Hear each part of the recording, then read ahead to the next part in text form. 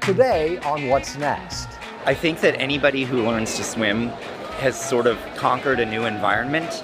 And when you do that, you learn there's probably no environment you can't conquer. Even if you want to be in a relationship with somebody 20, 30 years older or younger than you, we're not structured that way. They don't know where to find each other. I want to be able to take experience, which is a privilege and a gift that we don't have when we're younger, and provide that as an overlay in a way that younger people can hear, that helps us all be better.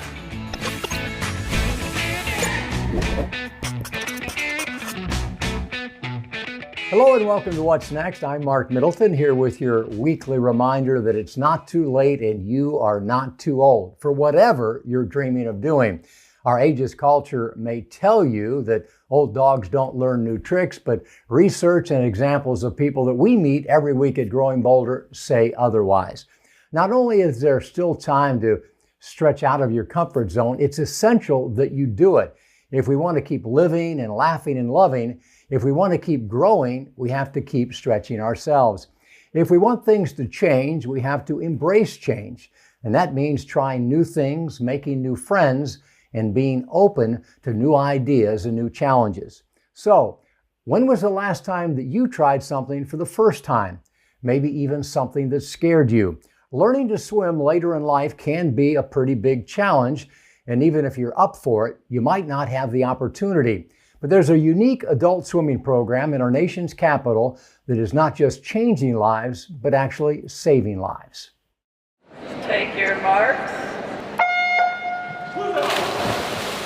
Maurice Butler is a 72-year-old photographer who joined the DC Water Wizards after being diagnosed with pancreatic cancer. I contracted it in 2017 and was told that I had 2 years to live. So I just decided that I would rather live life than sit around and mope about it. So I joined the team, and it kept me alive, to be perfectly honest. It really has. I think that's one of the reasons that I've been able to last so long is because, I do this. The Water Wizards are part of a unique adult swimming program in the nation's capital. The District of Columbia is quite African American historically and currently. And there's a disparity in swimming and learn to swim access across the nation. So we don't have fees, and that encourages people of all walks of life to join our team. We're committed to the diversity and inclusion mission, and it's beautiful, as a matter of fact. We are a large group of residents, diverse group of residents, and I love our diversity and our just social interaction with each other. The Wizards were founded 20 years ago specifically to compete in the National Senior Games. The team has different ages, genders, races, and religions. We do. We have a wonderful time together. And you left an item out. We all have different medical problems, too. So fortunately, I don't. But there's some of us that are really struggling, and they're doing fabulously well. And beginner swimmers to swimmers who have been swimming since they're kids. And we all get along. We all help each other. We have such a good time when we come to these swim meets. It really doesn't matter about winning or losing, because to get here, we're winners. Many team members didn't even learn to swim until their 60s or 70s, and what they've learned is something much bigger than swimming itself. I think that anybody who learns to swim has sort of conquered a new environment. And when you do that, you learn there's probably no environment you can't conquer. And so to give somebody that gift that late in life, I think is really, truly special. I did not imagine being a competitive swimmer at age 72. I was motivated by the Water Wizards, who encouraged me to join the team. I love the team.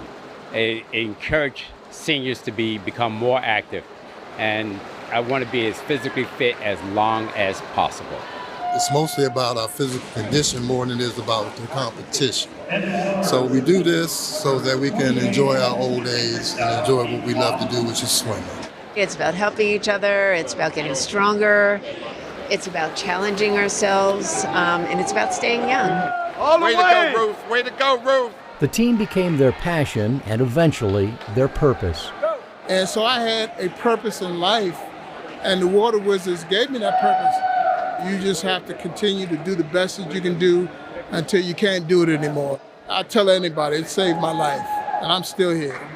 What's the moral of the story about life in general? What should we know about life? Listen, it's short, enjoy it, be kind, and smile a lot.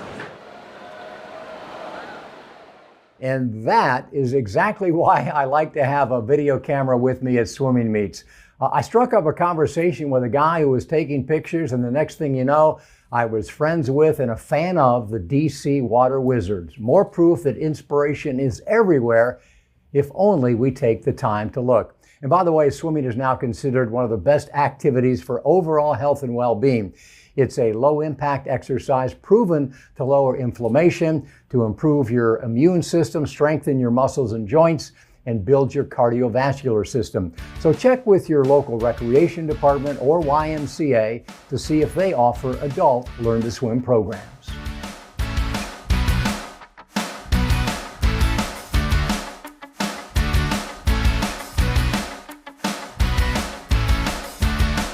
Diversity builds resilience. Welcome back to What's Next. Today we're talking about stepping outside of our comfort zones, trying new things, and adding a little diversity to our lives. And diversity in the ages of the people that we interact with on a daily basis is important.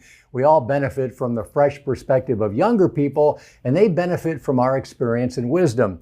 Unfortunately, though, our culture is more age segregated than ever, and there are fewer opportunities for intergenerational relationships when the kids grow up and we retire. Eunice Lynn Nichols has spent more than 2 decades bringing older and younger generations together. She is the consummate bridge builder, an innovative thought leader, and the co-CEO of Co-Generate, a nonprofit that's dedicated to a strategy for social impact that it calls Co-Generation. Older and younger generations all working together to solve our most pressing problems. She says both generations are interested in learning from each other. We just have to create opportunities for it to happen. Even if you want to be in relationship with somebody 20, 30 years older or younger than you, we're not structured that way. They don't know where to find each other. And then when they do, a large percentage are actually anxious because we have lost the exercise of the muscles for how to relate to one another, the language. I think there's some anxiety and fear that the other generation won't like them. I mean, it's kind of like friendship 101. You get nervous when you walk in and aren't sure how to engage. So to me, I feel like our research points to both the need for intentional structures for bringing older and younger together. As natural as it is, we need to make it easier. And then we also need to equip older and younger with some of the tools and skills for coming together. A lot of that's based on these are just people. Learn each other's life stories. Get to know somebody first. If you're older, don't assume that the thing that you're bringing is advice and mentorship. That young person might be able to advise and mentor you. So come and understand each other's stories and gifts and skills first. And then how might we create more spaces that feel more equalized, where sometimes the power dynamic is skewed towards the older person, sometimes it's skewed towards the younger person.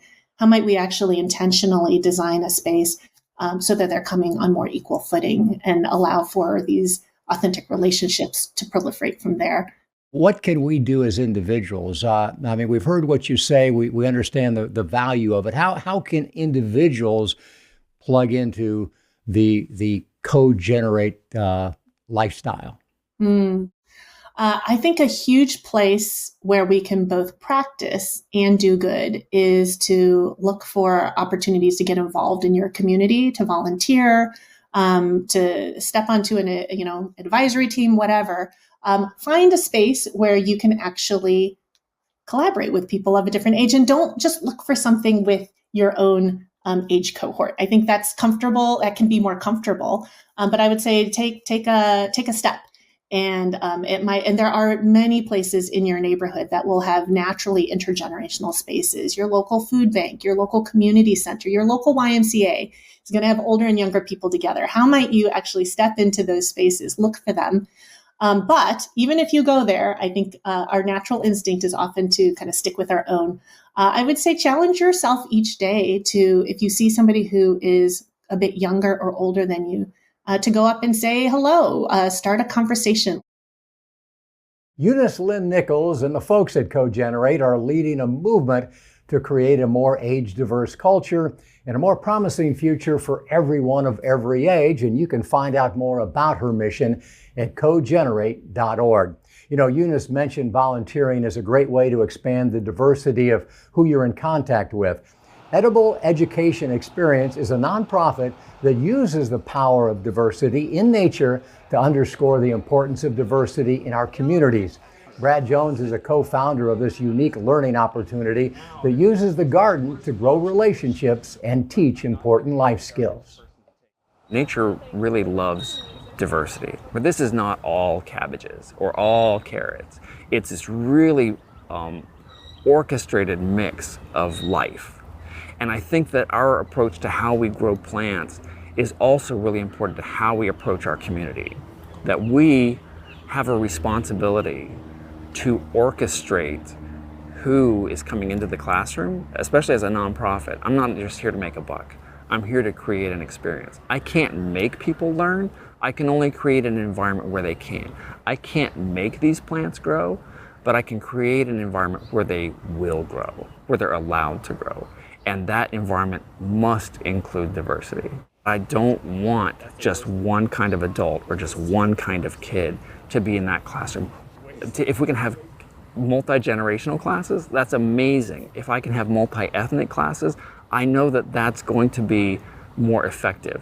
Diversity builds resilience. If I can bring those groups of kids together and have a kid look at another kid and think, wow, your experience is very different than mine. You don't see this the way that I do at all. That challenge, that friction, that little bit of tension, it is like with everything else. It makes it difficult, but it makes it exciting. Diversity builds resilience. It's true in a garden and it's true in life. Working together helps us all grow stronger and grow bolder. You can watch our full interview with Eunice Lynn Nichols and more stories like Brad's 24/7 on our free streaming platform, watch.growingbolder.com. Is being in your 60s different than when you were 30 and you met somebody or thought about somebody in their 60s? Yes! It's so different. Welcome back to What's Next. I'm Mark Middleton. Donna Orender is a former collegiate and professional basketball player who might never have had the chance if she hadn't decided to step up as a young girl and fight for her right to participate in sports. She turned that chance into an opportunity to play professionally, but she wanted more, a stronger voice, a position of leadership. So she became a sports executive, spending 17 years at the PGA and then becoming commissioner and president of the WNBA, helping solidify the league in nearly every respect. After 6 years there, she was ready to take on a new challenge, so she started her own nonprofit, Generation W, an organization in which adult women take all they've learned in life and use that to encourage young women and girls that they can do even more. Bill Schaefer spoke with Donna about the opportunity to keep making a difference as we age. You know, when you get older, you have this wonderful gift of perspective and experience. And you say, wait a second, I made it through that. And I got some muscle in me. I've got some muscle memory that says, yeah, you can do that. You can get through these tough things. And I think about that a lot. I think the greatest thing I ever got from playing sports is understanding that I had the ability to do more and go further than I ever thought I could. You were not the fastest. Not the fastest. Not the tallest. Not the tallest. You couldn't jump the highest. I could jump, but not the highest. What did you have? I had this incredible determination that no matter what, no one was going to outwork me, right? And in that process, no one was going to be better than me. And you took that attitude and you applied it to your life after you were done playing. That is the most valuable lesson I learned. I've learned working hard is good, but working smart is better. And I think that's a lesson particularly for women. I think we've grown up thinking if we work hard and do the right thing, someone's going to tap us on the shoulder and say, guess what, you get to go ahead. And we learned the hard way that that's not necessarily true. And so Generation W was born. It was educating, inspiring, connecting women. I wanted it to be a national thought leadership event. I wanted Jacksonville to be on the map where great ideas were discussed and people came from all over and wanted to come here to do that. And the beauty of that is we're able to bring to life this whole idea of the true power of connection through intergenerational connectivity. Is being in your 60s different than when you were 30 and you met somebody or thought about somebody in their 60s? Yes! It's so different because it's interesting. The other day I was talking to somebody, I forgot who it was, and they said to me, how long are you going to be doing this? And I said, what do you mean? In my brain, I'm 25. All right, I'm 35, but that's all I am. And then I realized there truly is a real number attached to where you are. And how are you going to let that number and then the realities that come with those numbers, whether it's your physical capabilities, whether you feel like your cognitive and emotional abilities, are you going to let someone else tell you how you're supposed to be feeling? Or are you going to feel how you feel? And in that, like, there's a lot to do. There's a lot I want to do, right? And I want to understand, and I want to be able to take experience, which is a privilege and a gift that we don't have when we're younger, and provide that as an overlay in a way that younger people can hear, that helps us all be better. Because to you, you're just the 14-year-old kid who said, can I play tennis? I'm just that kid who looks at the world and says, hey, do you want to play on the girls' team? Do you want to play on the boys' team? Or do you want to create like a new paradigm? And what does that look like that allows everybody to play together? And I feel like that's kind of where I am. Another great example of one generation encouraging and celebrating the other, which brings us to today's bold social video. And I love this one because the overuse of wheelchairs and walkers is a growing problem because it actually accelerates deconditioning. Of course, the danger of falling is real, and there's nothing wrong with needing to use a wheelchair or a walker. No one should ever be demeaned for using them. They're important aids, but they're not always necessary. It's much easier to prescribe the use of either than it is to prescribe regular functional fitness exercises that can return mobility, which is what Susana Lopez was able to accomplish when she put away her walker, a move that was celebrated by her grandson Riley with his now viral hit, Grandma's Got No Walker. Grandma's got no walker, hey! Grandma's got no walker, hey! Grandma's got no walker, hey! Grandma's got no walker, hey! Grandma doesn't need no walker anymore. Grandma doesn't need no walker anymore. Grandma's got no walker. Grandma's got no walker. The walker's probably gonna be locked up in the closet. Grandma's got no walker. Grandma's got no walker. Grandma doesn't need no walker anymore.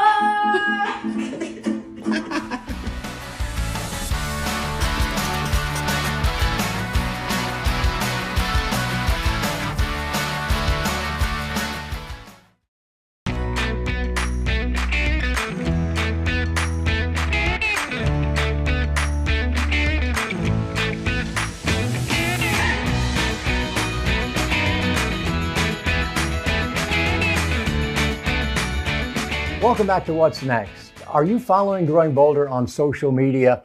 You know, we've got great content on YouTube, TikTok, Instagram, and Facebook, inspiring stories, pep talks, and questions that we want to get your take on, like this one.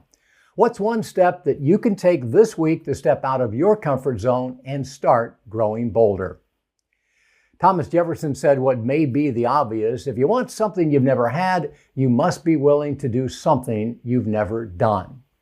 In other words, action is required. Even Growing Bolder has to keep growing bolder. That's why we launched our new streaming platform, watch.growingbolder.com.